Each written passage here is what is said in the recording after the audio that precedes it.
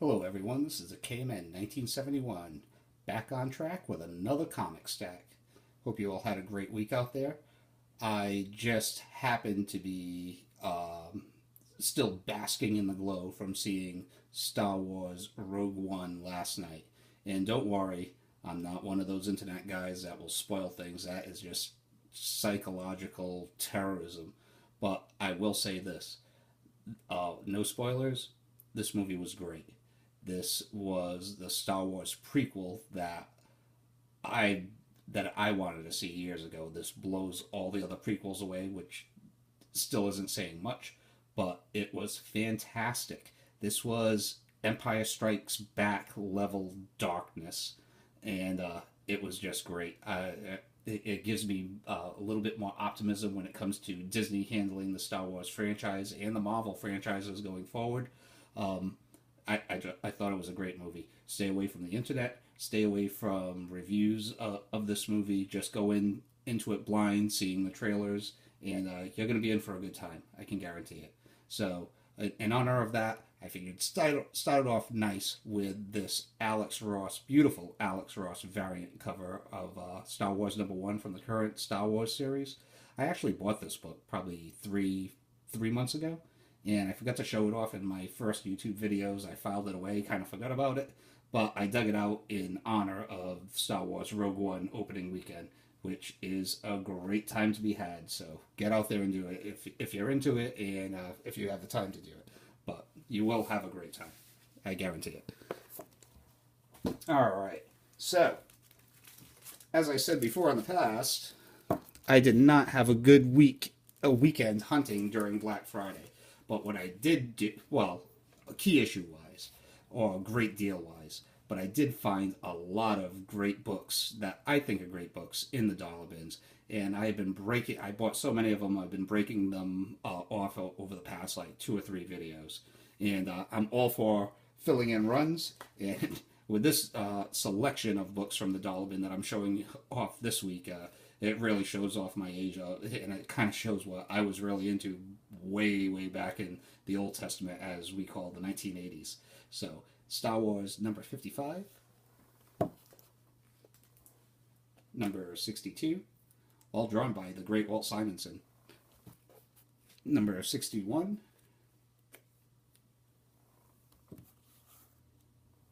number 60, oops, number 59, sorry, out of order,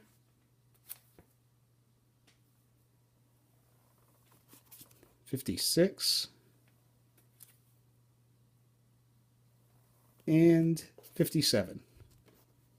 So, great to pick those up. Star Wars from the Bronze Age / 1980s is another series that I would like to complete over the course of time, as is with this one. G.I. Joe number 29, as I said, just showing off my age here. This was a big book. When this book initially came out while I was in elementary school, this was one of those things, kind of like Star Wars. Myself and all of my friends were into G.I. Joe. It was inescapable. As I believe Comic Quarter 410, I believe his name is, as stated in the past, it was kind of inescapable. You had the comic books, you had the cartoon, and of course you had the toy line. So, old school nostalgia here. So, G.I. Joe number 29, number 44, number 45,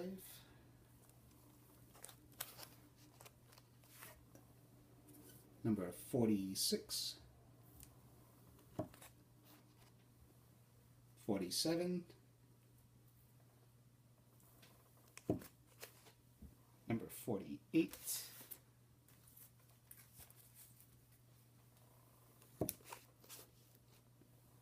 number 50, get some of this off the way,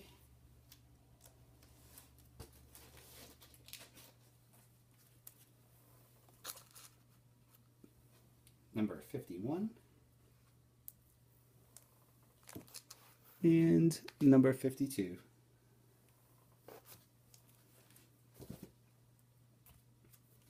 Still chipping away at my X-Men run. Here's number 206, 208,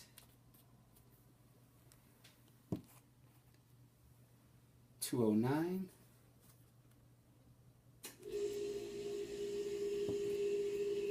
and 216 with a cool Barry Windsor Smith cover.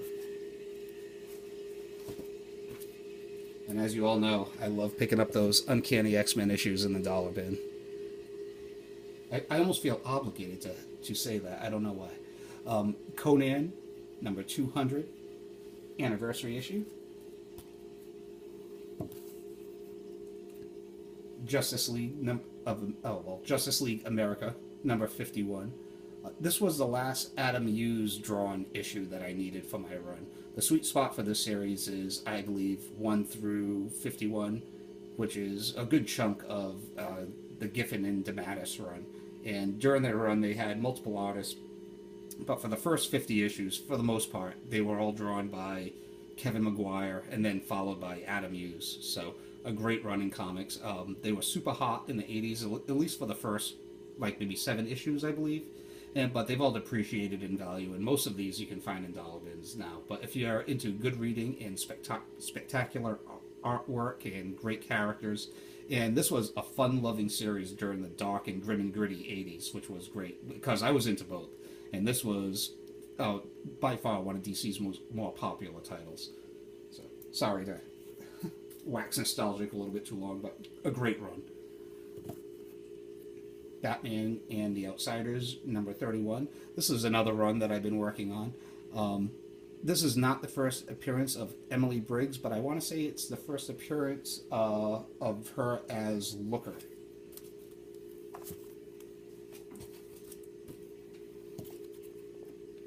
Marvel 2-in-1, number 45.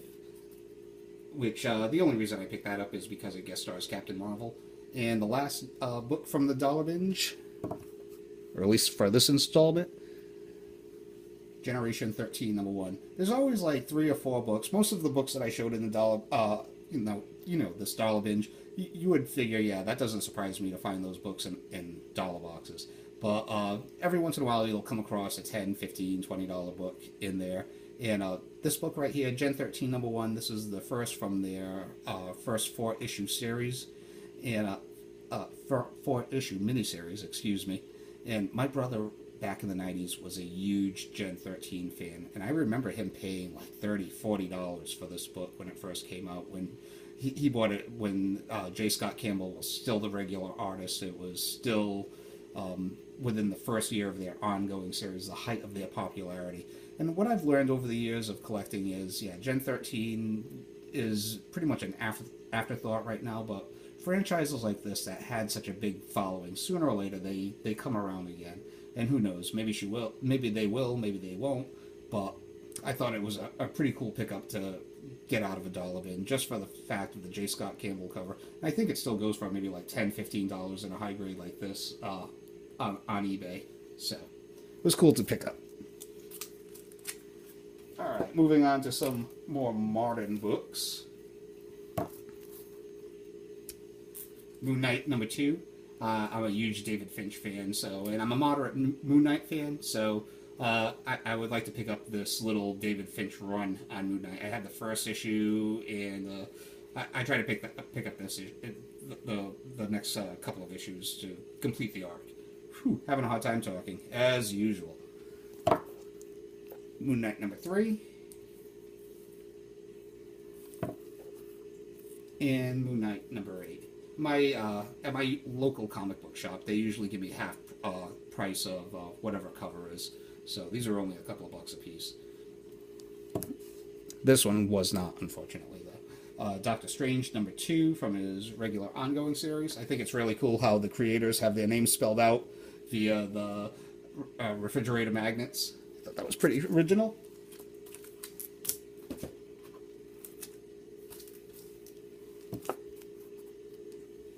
Punisher from the Max series, number 51. This is a sequel of sorts to the original Anaconda storyline, which I found this. arc out by, well, I found out about this arc rather by accident. I just happened to pick up issue 50 because I noticed Howard Chaykin was on the artwork, or doing the artwork. So, and that's when I realized this was Anaconda was still alive, and this was the sequel to it. So, long story short, I picked these up. Number 51, number 52, 53, and number 54. Great cover there. Alright. Knocked off a couple more of my early Deadpool appearances. X-Force number 23. Unfortunately, these next three books I was not able to scrounge out of dollar bins like I'd been trying to.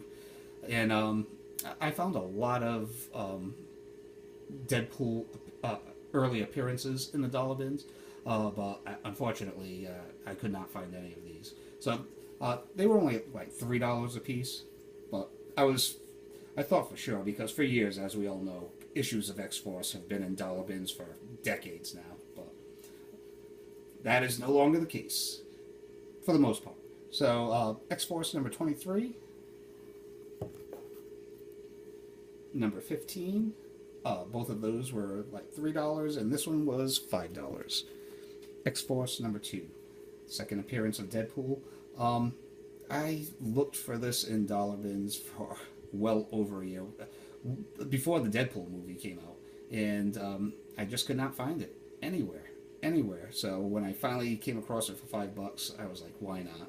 Begrudgingly, I cannot believe I spent $5 for a copy of X-Force number 2, but it had to be done. And it's not the worst case scenario of picking up that book in today's market. So I have that going for me. Titans number 1 from their 2009 series. This is the Ethan Von Sciver variant. I want to say I paid $7 for this. I think it's a 1 in 10 variant. This was this kind of reminds me of the Legion series that I showed the Jim Lee variant of last week. Both of them had tons of potential. I was looking forward to both of them tremendously, and both of them were very underwhelming and kind of disappointing, unfortunately. But this is I have yet to see. This is probably not one of Ethan Von Sciver's better covers, but he is one of my favorite artists, and this is one of my favorite franchises. And I didn't even really know about this variant, so why not? We have Lobo, number 1 from his first miniseries, and keep a lookout for this book. It's still very affordable right now. This is the book that initially put Lobo on the map and kicked off Lobo Mania, if you will, in the 1990s. And seeing that there is allegedly a Lobo movie slated on the DC Cinematic Universe's slate, you never know. You never know. So they already seem to be incorporating him and this iteration of him back into the mainstream DC universe post-Rebirth. He's going to be featured prominently in the JLA versus Suicide Squad miniseries. And he's also going to be in the a regular member of the Justice League of America new ongoing series in 2017. So you never know with this. And it's a good book to have. Great for the Simon Bisley artwork. The Dark Side versus Galactus, The Hunger, by John Byrne, a disciple of and Jack Kirby enthusiast, to say the least. So I'm a huge fan of cross-company crossovers, as I've said before, and this is one of the better ones, I have to say.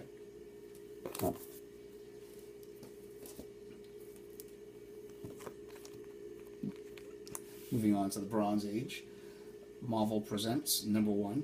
This was a freebie, basically. One of my local comic book shop dealers just threw it in. I had it in my stack anyway, and he just gave it to me for free, probably because he knew that this was actually a VG at best, that actually has a staple pop up there, so whatever. But it was for free, and it's the first appearance of Bloodstone. I understand that his daughter is in more in demand, but someone showed this off in one of their, and sorry, a total car wreck in my mouth right there. But someone showed this off in one of their YouTube videos, and you don't have to really twist my arm to um, pick up a Bronze Age franchise. I still have a little bit of Doctor Strange mania going on ever since watching that excellent Doctor Strange movie from last month. Doctor Strange number 24. I like picking up these Doctor Strange issues from the 1970s from his first volume at a reasonable price. So these were, well, these next 2 or 3 books were probably only like $2 or $3 a piece. Well, actually, next 5 books. So Doctor Strange number 24 and number 25. And I had no idea that Jim Starlin ever was the writer on Doctor Strange, which he was for these 2 issues. It was typical 70s trippy goodness. Justice League of America number 135, another JLA JSA team up, and I just flipped through it because no disrespect to the late great Dick Dillon, but his artwork was never my thing. But it's cool to have just for the historical perspective. I would like to get all of the JLA JSA team ups if possible down the road. It's one of my side quests.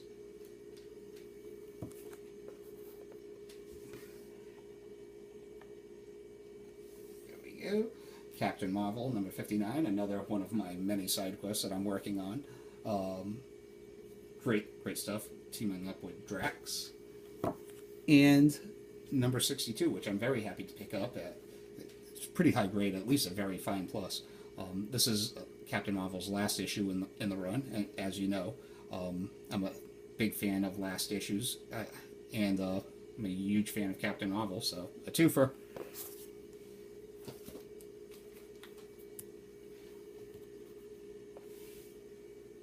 X Factor number 23. This is a cameo appearance of Archangel. And number 24. The first full appearance of Archangel, which these need to be kind of redabbed, I guess. But this was a pretty good deal. I ended up picking both of these up for $15 at an LCS. And as you can see, there's a little bit of a factory miscut at the top, which I believe brought the value down, and it didn't hurt that X-Men Apocalypse wasn't exactly the biggest hit amongst comic book fandom. So, but I'm very happy to finally pick these up.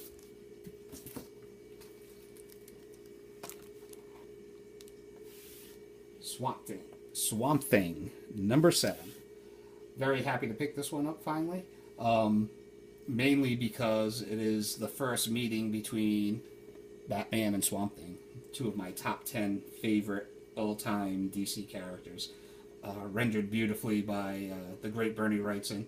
And I've been wanting to pick up this original Swamp Thing run. I only have 2 other issues within the run, but this was, aside from issue 1, this was the one that I wanted the most, just for the fact that it's the first meeting between Batman and Swamp Thing. And I have to say, it's weird. I didn't really, as you know, didn't get many good deals when it came to Black Friday. But for the past week or so, I've been coming across great deals on eBay of all places. This is fine plus to very fine minus condition, and I ended up getting this for like $16 shipped, which is great. I would never be able to find this book in a shop in my area for that price.